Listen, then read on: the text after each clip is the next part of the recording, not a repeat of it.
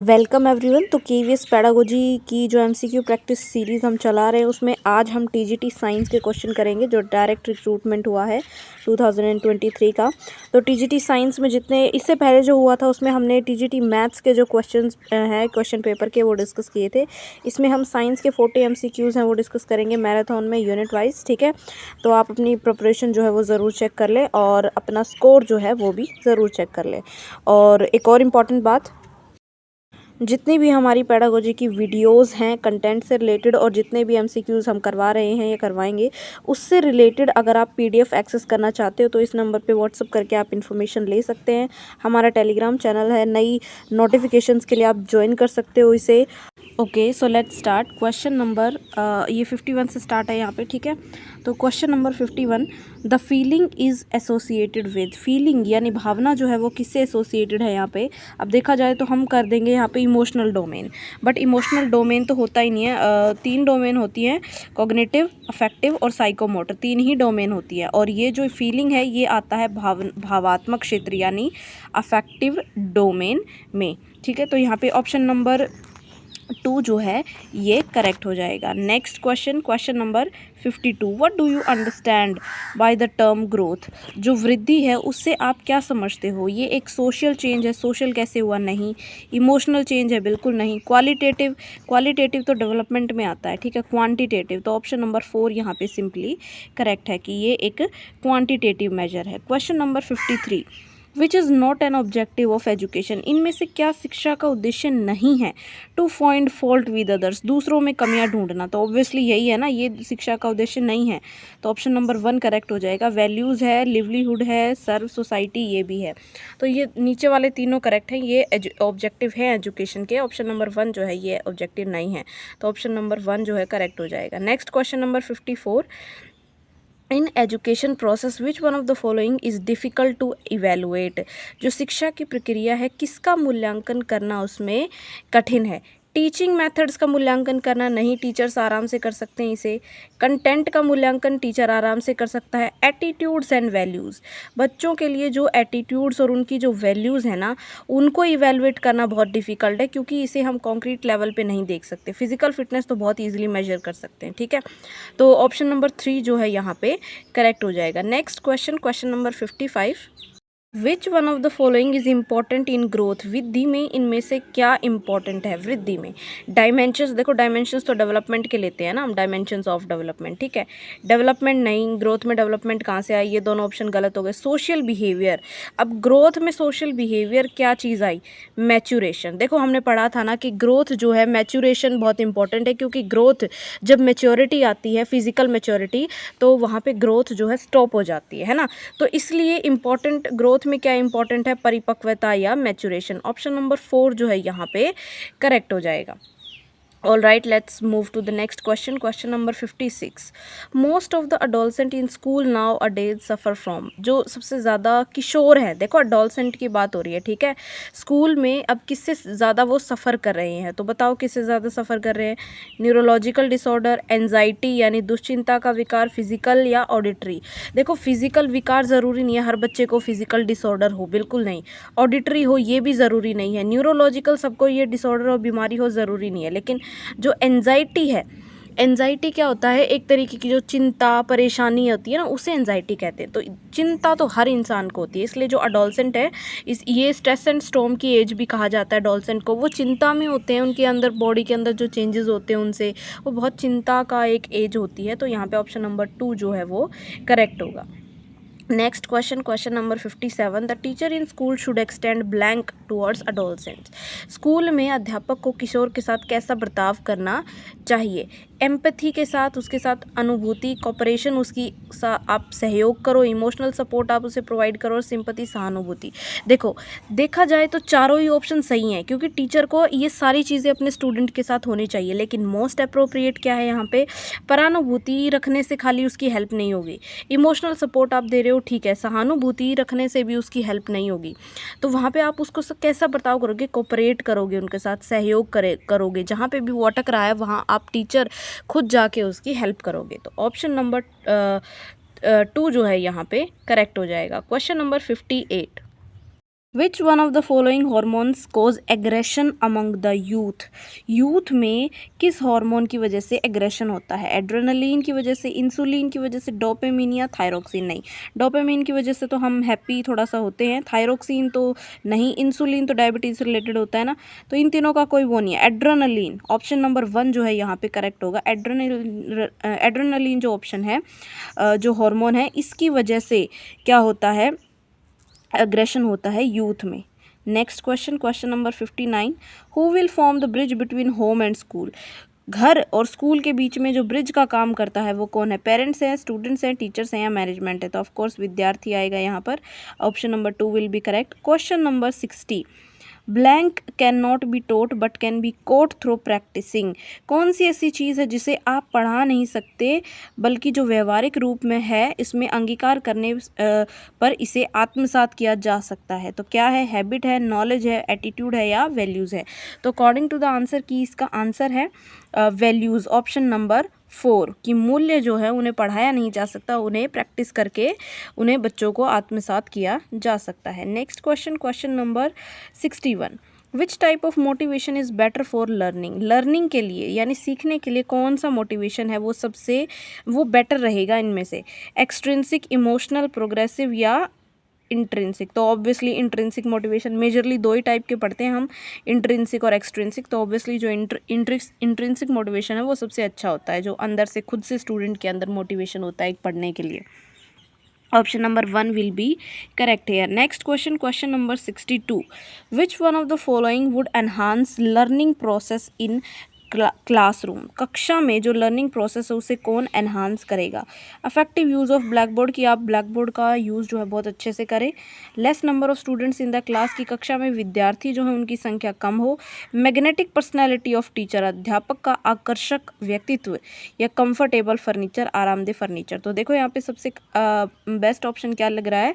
Magnetic personality of teacher, की teacher की जो पर्सनैलिटी है वो मैग्नेटिक है, यानी चुंबक की तरह है, वो बच्चों का जो अटेंशन है उसको अपनी तरफ खींच लेगी।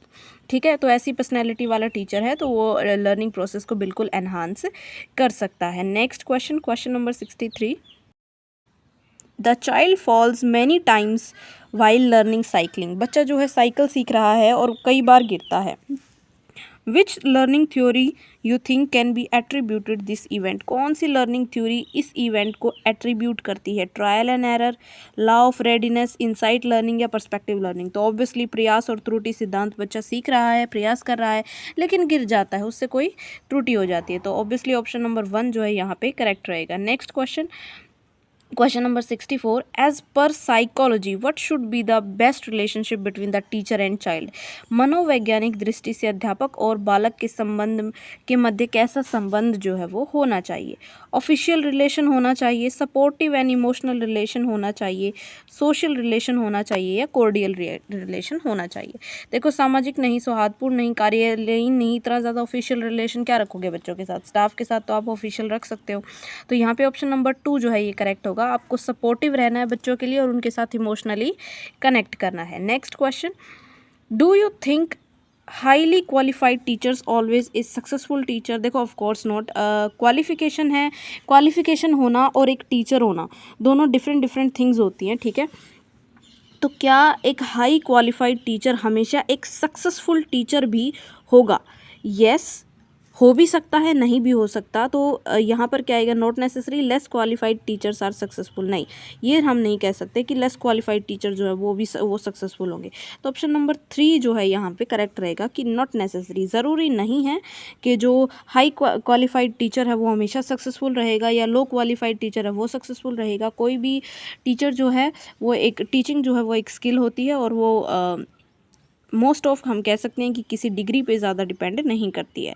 Next question, question number 66, if a parent wants to get admission for their children in a school. अगर एक अभिभावक है वो अपने बालक को किसी विद्यालय में प्रवेश दिलाना चाहता है तो उसे किसकी तलाश करनी चाहिए इनमें से? अट्रैक्टिव बिल्डिंग, भाई बिल्डिंग बहुत अच्छी है, एयर कंडीशन बसेज हों, बिग प्लेग्राउंड हो, बड़ा खेल का मैदान हो, गुड ऑर्गेनाइजेशनल क्लाइमेट हो, या संगठन का उत्तम परिवेश जो है इसके अंदर हो। तो ऑब्वियसली ऑप्शन नंबर 4 जो है करेक्ट होगा। पूरे ऑर्गेनाइजेशन की हमने बात करी कि जो भी ऑर्गेनाइजेशन उसका क्लाइमेट जो है वो बहुत अच्छा है। Option number 4 will be correct here. Next question number 67, if the children take educational tour to a local museum they develop. बच्चे जो हैं लोकल म्यूजियम में एक एजुकेशनल टूर लेते हैं, दे डेवलप तो क्या विकसित करते हैं वो? एंजाइटी बिल्कुल नहीं, इंटरेस्ट, क्यूरियोसिटी या एन्जॉयमेंट। तो देखो इंटरेस्ट, अब यहाँ पे एन्जॉय उनको होता है, इंटरेस्ट भी उनका होता है, क्यूरियोसिटी भी होती है, लेकिन एजुकेशनल टूर आप लोकल म्यूज़ियम में लेके जा रहे हो तो वहाँ पे बच्चों के अंदर क्यूरियोसिटी बहुत होगी, उत्सुकता बहुत होगी उन चीज़ों को देखने की। तो यहाँ पे ऑप्शन नंबर 3 जो है ये करेक्ट हो जाएगा। Question number 68, how would you provide meaningful learning space in school. School में आप मीनिंगफुल लर्निंग स्पेस जो है कैसे बनाएंगे, सार्थक अधिगम स्थान कैसे प्रदान करेंगे? Well qualified teachers with warm to support children. Well qualified teachers हों और उनके अंदर ये भी वार्मथ हो कि वो बच्चों को सपोर्ट करें।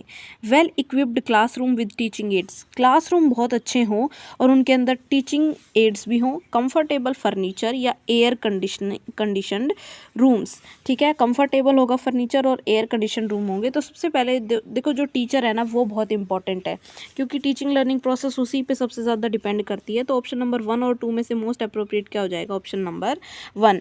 मान लिया बहुत अच्छा क्लासरूम है, टीचिंग एड भी बहुत अच्छे हैं, लेकिन टीचर कोई उनका यूज़ नहीं करना आ रहा, तो फ़ायदा क्या है? तो ऑप्शन नंबर 1 करेक्ट हो जाएगा यहाँ पे। Question number 69, to arouse scientific temper among the children what should the teacher do in classroom. कक्षा में टीचर को क्या करना चाहिए कि वो जो बच्चों का साइंटिफिक टेम्पर है उसको बढ़ा सके? ग्रुप डिस्कशन करो, conducting experiment in class, lecture method या रीडिंग द टेक्स्ट सॉरी, ये तो बिल्कुल नहीं होगा, लेक्चर मेथड भी नहीं होगा, ग्रुप डिस्कशन से भी साइंटिफिक टेम्पर तो नहीं होगा। तो क्या होगा? कक्षा में प्रयोग करना, एक्सपेरिमेंट्स कीजिए आप क्लासरूम में, जिससे क्या होगा जो साइंटिफिक टेम्पर है स्टूडेंट्स के अमंग वो आप डेवलप कर सकते हैं। Next question, question number 70, why text books are required for learning. Text books की ज़रूरत क्यों पड़ती है लर्निंग के लिए? Students are comfortable with text book knowledge. विद्यार्थी पाठ्यपुस्तकों की उपलब्ध ज्ञान के साथ सहजतापूर्वक ग्रहण करते हैं, ज़रूरी नहीं है। सिंस प्रिस्क्राइब्ड बाय अथॉरिटी, क्योंकि अथॉरिटी ने कहा है। Given direction to the exam gives direction to the exam, परीक्षा संबंधी निर्देश उपलब्ध होता है, नहीं। It would guide the teacher to confine to the syllabus, ये टीचर को गाइड करता है कि आपको जो पाठ्यक्रम है यहीं तक सीमित रहना है और इसी पाठ्यक्रम को पढ़ाना है और यही नॉलेज जो है स्टूडेंट्स को देनी है। तो ऑब्वियसली ऑप्शन नंबर 4 यहाँ पे सबसे करेक्ट है, तो ऑप्शन नंबर 4 करेक्ट हो जाएगा। Next question, according to educationist the curriculum should be. Educationist जो है शिक्षाविद हैं, उनके अनुसार करिकुलम जो है वो कैसा होना चाहिए? चलो देख लेते कैसा होना चाहिए। मैनेजमेंट ओरिएंटेड, प्रबंधक जो है उनसे ओरिएंटेड होना चाहिए। पेरेंट ओरिएंटेड बिल्कुल नहीं। टीचर ओरिएंटेड बिल्कुल नहीं। गोल ओरिएंटेड, तो ऑब्वियसली गोल ओरिएंटेड ये होना चाहिए कि, और गोल किसके? एजुकेशन की गोल्स, ठीक है। तो शिक्षा के जो गोल हैं उनसे ओरिएंटेड जो करिकुलम है वो होना चाहिए। Next question, question number 72, when child is admitted in primary school, जब एक बालक का प्राथमिक विद्यालय में नामांकन होता है, which learning theory is attributable for his her learning. तो उसकी लर्निंग के लिए कौन सी थ्योरी यहाँ पे है? तो यहाँ पे देखो, law of affect, law of trial and error, law of readiness या स्टिमुलस रिस्पॉन्स थ्योरी। तो किसी बालक का प्राथमिक विद्यालय में नामांकन हो गया है तो उसके अधिगम के लिए क्या करोगे आप? यहाँ पे कौन सा लॉ सही रहेगा? ये रहेगा लॉ ऑफ रेडिनेस, कि कितना पढ़ने के लिए वो तत्पर है, कितना रेडी है, उसकी जो प्रीवियस नॉलेज है उसको भी टेस्ट किया जाता है। तो यहाँ पे ऑप्शन नंबर 3 जो है ये करेक्ट हो जाएगा। Next question, question number 73, the constructive method of teaching and learning would empower. जो कंस्ट्रक्टिव मेथड होता है, यानी वो जो रचनात्मक विधि होती है, ये शिक्षण अधिगम प्रक्रिया में किसको सबल करती है, किसको एम्पावर करती है? टीचर को, चाइल्ड को, प्रिंसिपल को या लाइब्रेरियन को? ऑब्वियसली बच्चे को करती है। तो ऑप्शन नंबर 2 जो है यहाँ पे करेक्ट हो जाएगा। Next question, question number 74, what is the main disadvantage of ICT application in the classroom. जो इन्फॉर्मेशन एंड कम्युनिकेशन टेक्नोलॉजी उसका मेन डिसएडवांटेज पूछा है यहाँ पे कि उसका नुकसान क्या होगा। चलो देख लेते हैं। थिंकिंग स्किल्स आर हैम्पर्ड, जो चिंतन कौशल है वो बाधित हो जाता है। स्ट्रेनिंग ऑफ आइज, आंखों पर बल पड़ता है। आईसीटी टूल्स आर कॉस्टली, कि जो आईसीटी के टूल्स हैं वो कॉस्टली होते हैं। ऑलवेज डिपेंड्स अपॉन टेक्नोलॉजी, और ये हमेशा टेक्नोलॉजी पे डिपेंड करते हैं। तो यहाँ पे ऑप्शन नंबर 1 जो है आंसर की के अकॉर्डिंग सही है कि जो थिंकिंग स्किल है ना, जो सोचने की क्षमता है वो हैम्पर हो जाती है, क्योंकि ऑब्वियसली आईसीटी क्या होता है, इंफॉर्मेशन एंड कम्युनिकेशन टेक्नोलॉजी में एक बात अब अगर आप देखो, आप चाहे यूट्यूब देखते हो, चाहे रील्स देखते हो, चाहे और कुछ देखते हो, वहाँ पे आपका दिमाग जो होता है ना वो किस स्टेट में होता है, पैसिव स्टेट में होता है। किस स्टेट में, पैसिव स्टेट में। आप सिर्फ देख रहे हो, वहाँ पे आप खुद नहीं बोल पा रहे हो, आप अपने थॉट्स नहीं रख पा रहे हो, आपके थॉट्स वहाँ पे बिल्कुल हैम्पर हो जाते हैं। तो वहाँ पे थिंकिंग स्किल जो है वो वहाँ पे क्या हो जाती है, हैम्पर्ड हो जाती है। तो ये इसका बहुत बड़ा ही डिसएडवांटेज जो है कहा जाता है। ठीक है, next question, question number 75। For improvement of performance of teachers they should resort to. अब जो टीचर्स हैं उनकी परफॉर्मेंस को इम्प्रूव करने के लिए क्या करेंगे वो, परस्यूइंग हायर क्वालिफिकेशन, आप उच्चतर योग्यता यानी डिग्री लेंगे। अटेंडिंग सेमिनार्स, आप सेमिनार अटेंड करेंगे। Taking feedback from the children, बच्चों से आप फीडबैक लेंगे। या through thorough reading before coming to the class, कक्षा में आने से पहले व्यापक अध्ययन करेंगे।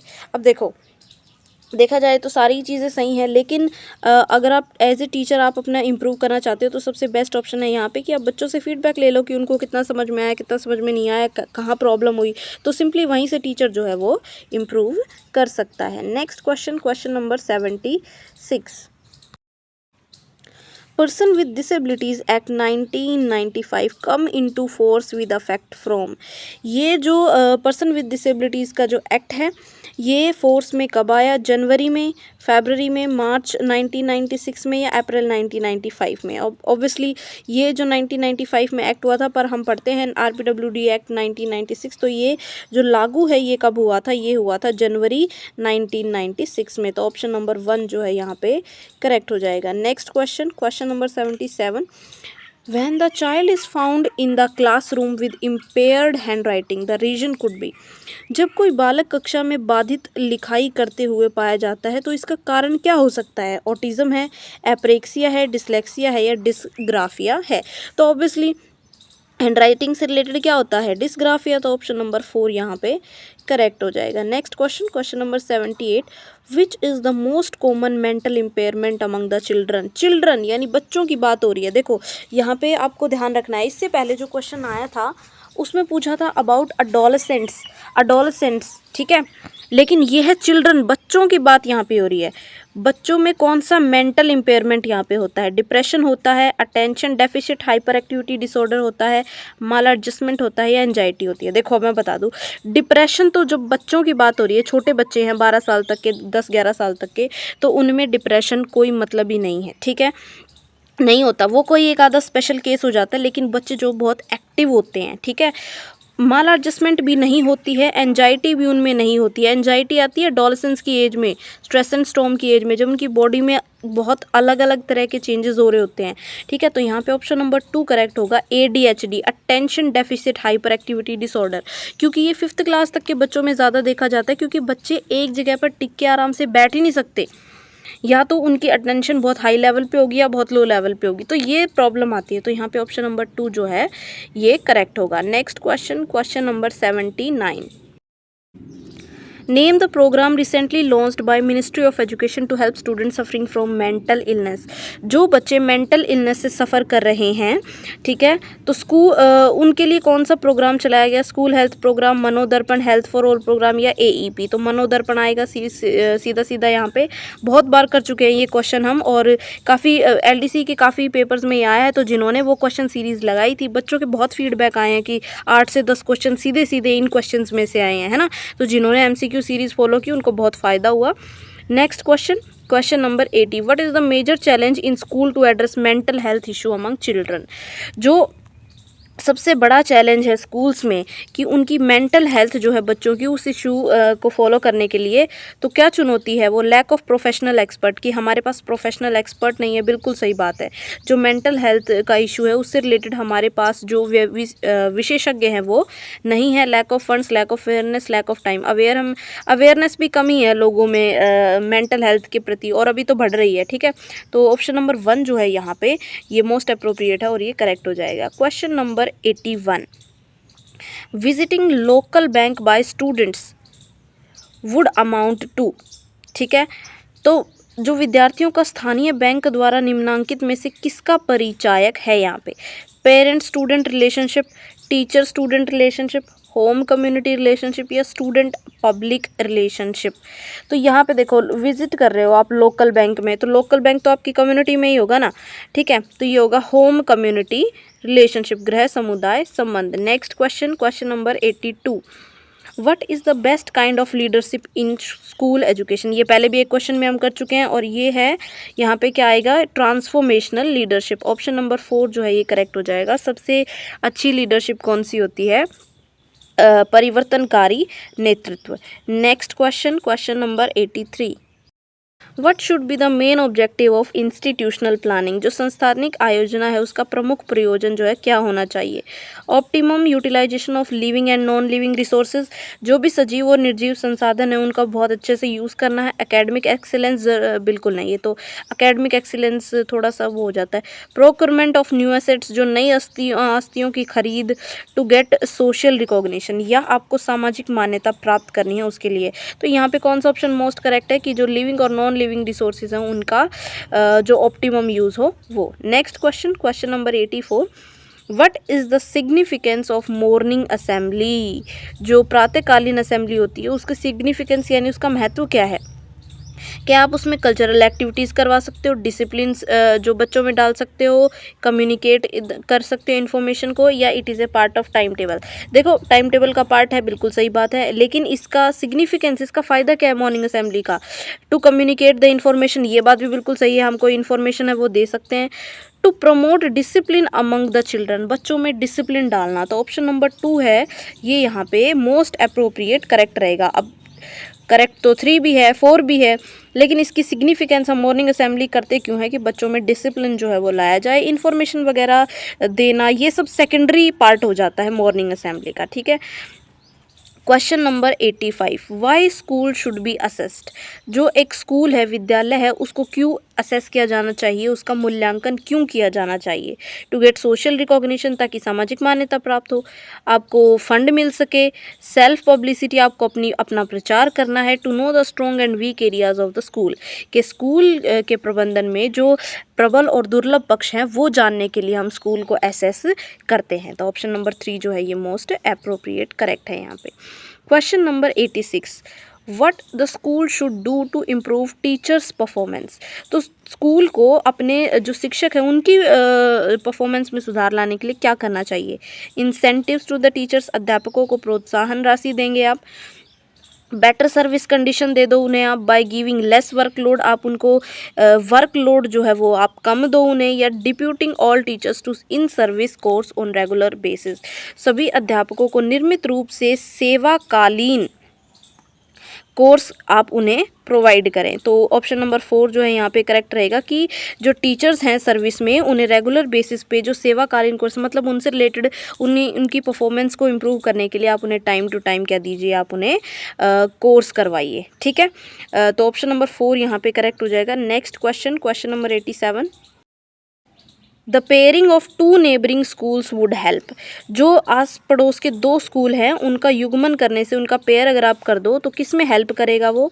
शेयरिंग द रिसोर्सेज, आप रिसोर्सेज जो हैं वो शेयर कर सकते हो बेटर लर्निंग के लिए। In reducing the burden of admission, कि नामांकन के बोझ को कम करने में नहीं। In exchange of the teachers, आप टीचर्स का एक्सचेंज करेंगे नहीं। Create conducting common sport activities, खेल कार्यक्रमों को आप यहाँ साझा कर सकते हैं। तो ऑप्शन नंबर 1 करेक्ट होगा कि हम जो रिसोर्सेज हैं उनको हम शेयर कर सकते हैं बच्चों की अच्छी लर्निंग के लिए। Next question, question number 88, NCF 2005 जो है किस पे फोकस करता है? टू रिक्रूट क्वालिफाइड टीचर्स के योग्य शिक्षकों की नियुक्ति पर, लर्निंग विदाउट बर्डन पे, to improve ambience of the school, या टू प्रमोट स्पोर्ट्स एजुकेशन, या क्रीड़ा शिक्षा प्रदान करने के लिए। नहीं, ये भी नहीं, ये होगा option number 2, learning without burden पे ये जो है फोकस करता है। Next question, question number 89, according to RTE act 2009 what should be the age of children. बच्चों की एज क्या होनी चाहिए RTE 2009 के according? 1 to 8 years, 0 to 6 years, 6 to 14 years, या 0 to 18 ईयर्स। तो RTE एक्ट 2009 के अकॉर्डिंग ये होनी चाहिए ऑब्वियसली 6 to 14 ईयर्स एज।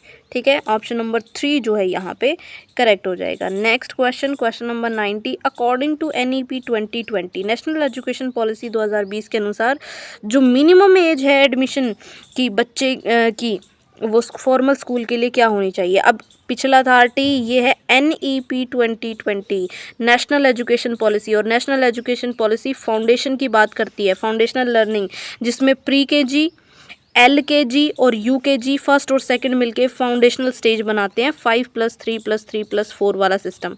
तो ठीक है, तो प्री KG में बच्चे की एज कितनी होगी? वो होगी 3 साल। ठीक है, कितनी होगी? 3 साल। प्री KG में 3, फिर LKG में 4, और फिर UKG में 5 साल हो जाएगी, और फिर जब वो फर्स्ट क्लास में एडमिशन लेगा तो उसकी एज कितनी होनी चाहिए? 6। तो ये रूल्स इस तरीके से फॉलो करता है। अब यहाँ पे कंफ्यूज हो के आप 6 पे टिक नहीं करोगे, क्योंकि RTE में था कि बच्चों को प्राइमरी एजुकेशन और एलिमेंट्री एजुकेशन मिलनी चाहिए 6 to 14 ईयर्स की एज के बच्चों के लिए। तो लेकिन NEP 2020 में क्या आया है नया मॉडल? 5+3+3+4। तो 5 वाला प्री KG से स्टार्ट होता है, तो वहाँ पे एज कितनी हो जाएगी बच्चे की? 3 ईयर्स। तो यहाँ पे ऑप्शन नंबर 4 जो है ये करेक्ट होगा, 3 ईयर्स। तो यहाँ पे ये जो क्वेश्चंस हैं ये ख़त्म होते हैं, जो साइकोलॉजी वाला पार्ट जो है वो यहाँ पे पूरा होता है। तो आई होप आप लोगों ने अपना स्कोर चेक कर लिया होगा। जितनी भी हमारी पेडागोजी की वीडियोस हैं कंटेंट से रिलेटेड, और जितने भी MCQs हम करवा रहे हैं या करवाएंगे, उससे रिलेटेड अगर आप PDF एक्सेस करना चाहते हो तो इस नंबर पे व्हाट्सअप करके आप इन्फॉर्मेशन ले सकते हैं। हमारा टेलीग्राम चैनल है, नई नोटिफिकेशंस के लिए आप ज्वाइन कर सकते हो इसे। और स्क्रीन पे आपको 2 प्लेलिस्ट दिख रही होंगी, एक हमारी पेडागोजी की सीरीज़ की है और दूसरी MCQ सीरीज़ की है। अगर आप MCQs अटैम्प्ट करना चाहते हो हर टॉपिक से रिलेटेड, तो आप इन प्लेलिस्ट जो है इनको ज्वाइन कर सकते हो। हर वीडियो की अपडेट आपको यहाँ पे, नई वीडियो आपको यहाँ पे मिलती रहेगी। तो have a good day guys and all the best for your preparation.